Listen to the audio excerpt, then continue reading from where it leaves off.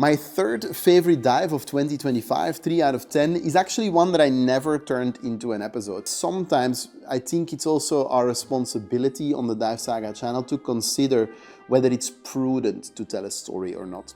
And so this one was a cave dive on Utila in Honduras, a small island where I lived for 15 years, where everybody always claims there's no caves, there's no caves. And so we managed to actually find some caves. I mean me and my friend Florian, who you sometimes see on this channel. We even heard stories of people decades ago having seen pottery in those caves. So people had been there once before. And when we finally managed to locate those caves, they seemingly have been ransacked. We did actually find some Pai pottery, so Pai being the pre-colonization peoples who lived there.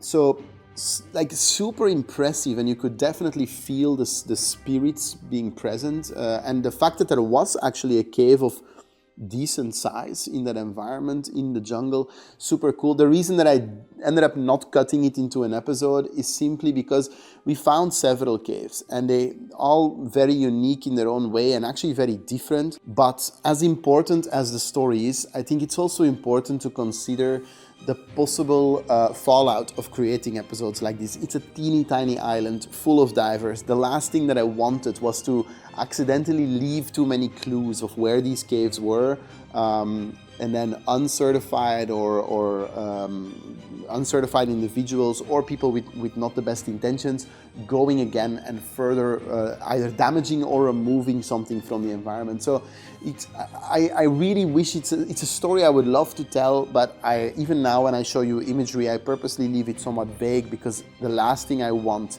is to open up something that is vulnerable and unprotected and open it up to damage or to poor intent.